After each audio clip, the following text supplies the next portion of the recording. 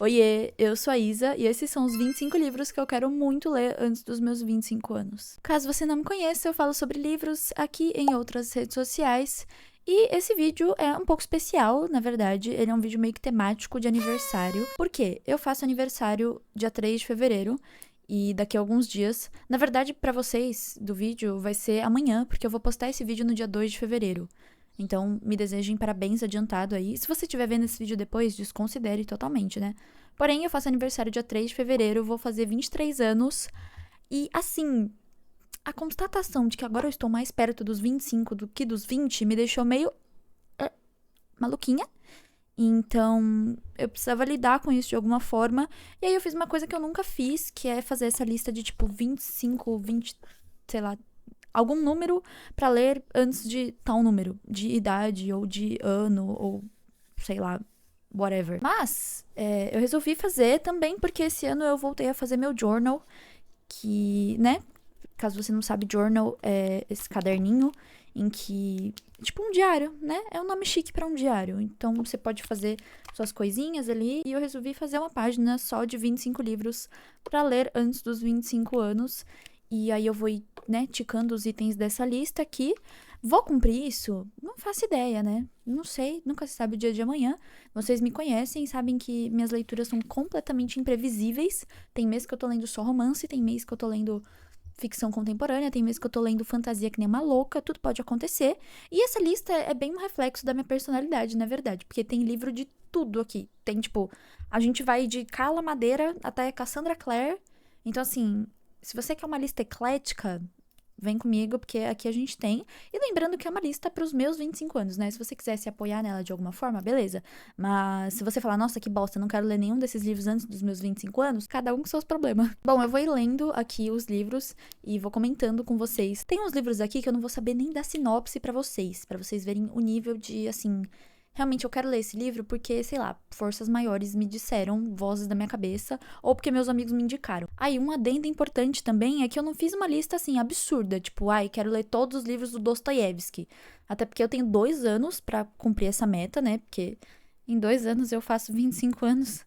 Ai, tá começando a me dar um pânico que não sei se tá legal isso aqui não. Mas, né, vamos lá. O primeiro livro da lista já tá na minha estante, inclusive ele tá aqui no meu carrinho de TBR, que é onde eu guardo os livros que eu quero ler num futuro bem próximo. E ele é Aos Prantos no Mercado, que é um livro que eu ganhei de amigo secreto do meu amigo Marcelo. Eu tenho, né, meu grupinho de amigos dos BookToquinhos, que são pessoas lindas e maravilhosas que eu conheci por meio do BookTok. Me falaram que esse é um livro intenso, entendeu? Que as pessoas normalmente choram bastante lendo ele. Então, por isso que eu tô meio, né, não queria essa vibe no começo do ano, já começar com leituras pesadas, mas depois do carnaval pode tudo, então eu provavelmente vou ler isso depois do carnaval. Pelo que eu sei, esse livro não é totalmente ficção, ele é escrito pela vocalista da banda Japanese Breakfast, e ela escreveu ele depois de perder a mãe. E eu sei que esse livro tem muita relação com comida e com nossa relação emocional com a comida, alguma coisa assim. Então, eu sinto que vai ser uma leitura muito interessante. Essa lista inteira, na verdade, eu pensei em leituras que fossem me edificar de alguma forma. Seja ela, tipo, como que eu vou explicar isso? Psicologicamente, emocionalmente, ou intelectualmente, ou apenas guilty pleasuremente, que é o caso de umas fantasia e uns romance que eu botei aqui, que é, eu sei que vai ser pura farofa, mas são coisas que eu amo ler e também eu quero ser feliz nos próximos 2 anos, né? Então também não vou só botar livro intenso e que vai me deixar pra baixo. Enfim, o segundo livro é um livro que provavelmente vai me deixar pra baixo e vai ser intenso, que é Véspera da Carla Madeira. Esse também tá na minha estante e é o único livro da Carla Madeira que eu ainda não li, então eu tenho expectativas altíssimas. Eu não fazia ideia do que falava essa história também, porém numa conversa com meus amigos, eles me falaram que ele é meio que sobre uma relação de irmãos e ele é bem intenso pra, né, quem, sei lá, tem como gatilho relação com irmãos. Eu sou filha única, não tenho irmão, não tenho nada, entendeu? Já sou mãe de um cachorro, vira-lata caramelo, então não tive essa experiência da irmandade.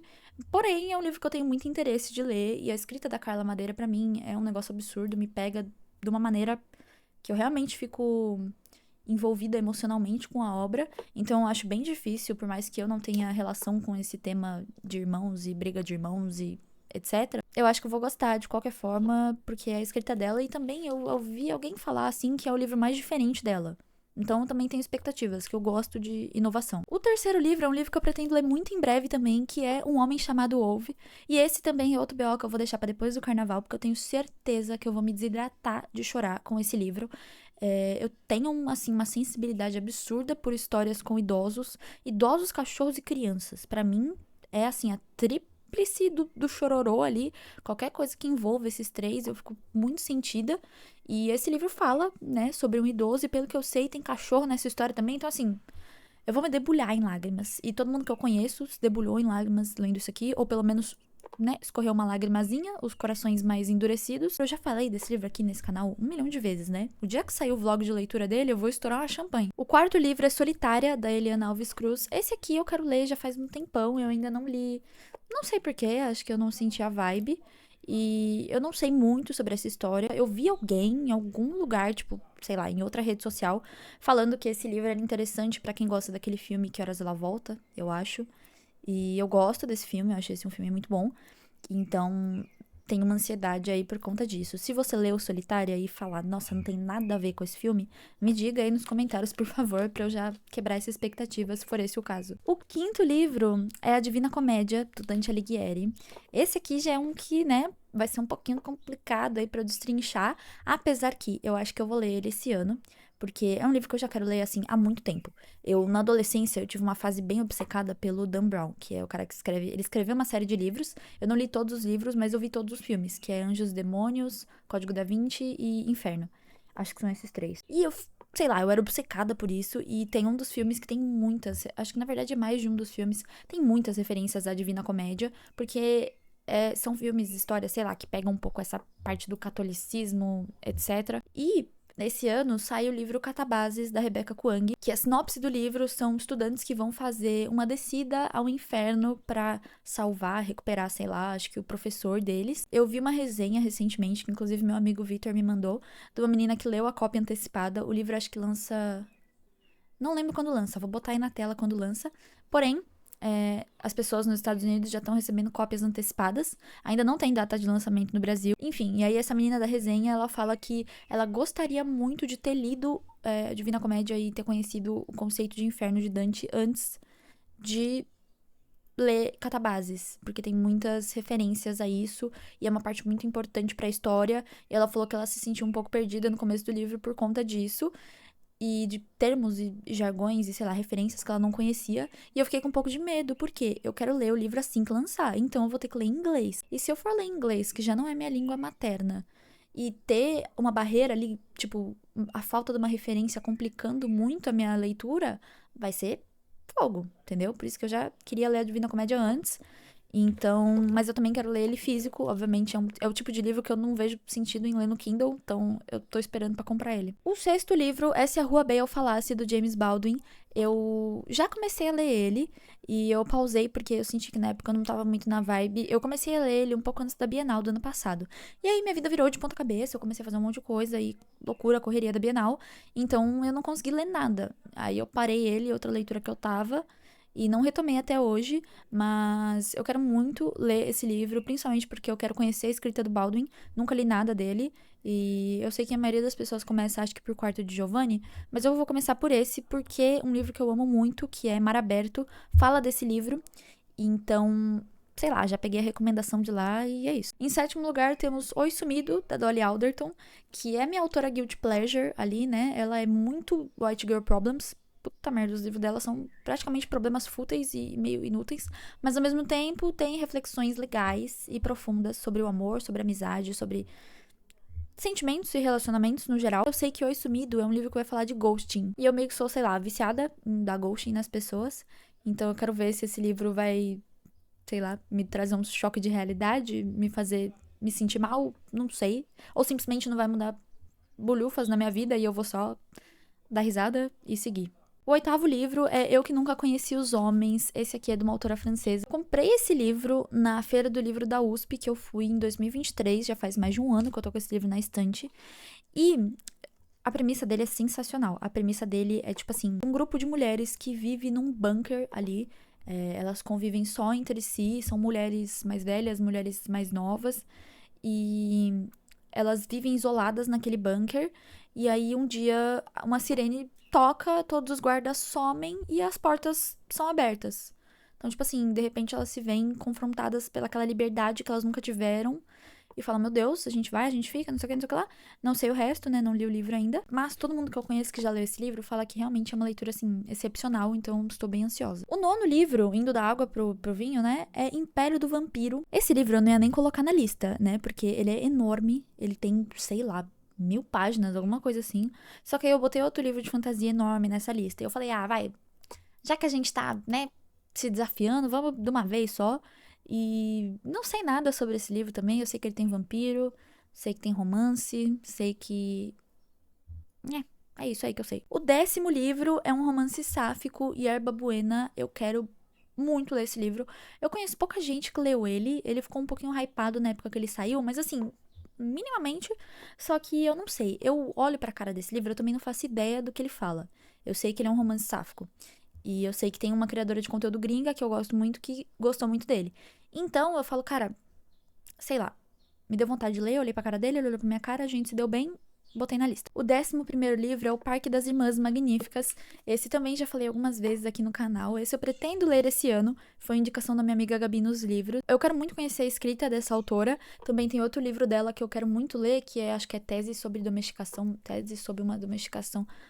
Algo assim, o título. E eu quero muito ler esse também, só não botei na lista porque eu tenho mais prioridade com O Parque das Irmãs Magníficas. O 11º livro é Queria Morrer, mas no céu não tem Topoki. Topoki que fala, né? O único motivo pra eu querer ler esse livro é que ele foi indicado pelo Namjoon, o, né, Rap Monster do BTS, caso você não conheça. Eu já li vários que ele indicou, e esse é um dos que ele indica. Eu acho que é a protagonista, né, a personagem ali falando sobre várias sessões de terapia que ela já teve, e acho muito interessante também, é um tema que eu gosto muito de ler sobre, sei lá, nós, seres humanos, e a complexidade das nossas emoções. O 13º livro é Polícia da Memória. Esse aqui eu quero ler ele, assim, absurdamente, só que também é o tipo de livro que eu quero ler a versão física, só que eu quero ler a versão, eu quero comprar, no caso, a versão em inglês dele, porque eu acho a capa muito mais bonita do que a capa nacional. Apesar de eu gostar muito das capas, normalmente, da Estação Liberdade, essa daí, né, soltei a mão. Mas, esse livro aqui, a premissa dele me deixa abismada também. Pelo que eu me lembre, é uma ilha de memórias e de lembrança do geral de toda a população, pessoas, objetos e coisas que foram esquecidas. E aí tem a polícia da memória. Sei lá, basicamente eu sei que o livro tem toda uma questão sobre memória e sobre que coisas a gente quer deixar intacto na nossa memória, o que a gente quer deixar embora. Então, é um tema que me deixa muito interessada. É isso, sou louca pra ler esse livro. Depois temos Nihonjin, que é uma indicação da minha amiga Bia. Esse eu também sei pouquíssimo sobre a história. Acho que a única coisa que eu sei sobre esse livro é que ele se passa no bairro da Liberdade, lá em São Paulo. Há um tempo atrás. Eu sei que não é, tipo, a história não é nesse tempo atual. Minha amiga Bia gosta muito desse livro e eu confio, assim, cegamente no gosto dela, então vou ler. O 15º livro é Cartas Perto do Coração, da Clarice Lispector e do Fernando Sabino. Eu gosto muito da Clarice, é uma das minhas autoras favoritas, com certeza é minha autora nacional favorita. E esse livro, ele foi republicado ano passado. Eu tô de olho nesse livro há milênios. Só que ele tinha uma edição muito antiga e ela era muito cara. Tudo bem que essa edição nova eles republicaram e ela tá sempre cara também, mas tá um pouco menos cara e tá repaginada, capa dura, né, bem mais bonita. E basicamente é um livro que reúne ali todas as trocas de carta entre a Clarice Lispector e o Fernando Sabino, que também foi um escritor. E eles foram amigos de longa data, assim, as cartas acho que são de vários anos e imagino que seja uma leitura incrível. Em 16º lugar, temos Cidade de Jade, que é uma fantasia. Então, esse aqui eu só botei o primeiro volume, porque eu não sei se eu vou dar continuidade, né? E também, se eu der continuidade, pode ser que demore, então taquei só o primeiro volume ali. Mas esse livro é um livro que já me indicaram muito, principalmente por eu ser muito fã de Guerra da Papoula. Falam que esse livro é diferente, obviamente, de Guerra da Papoula. É uma fantasia urbana, eu acho. Cidade de Jade é uma vibe diferente.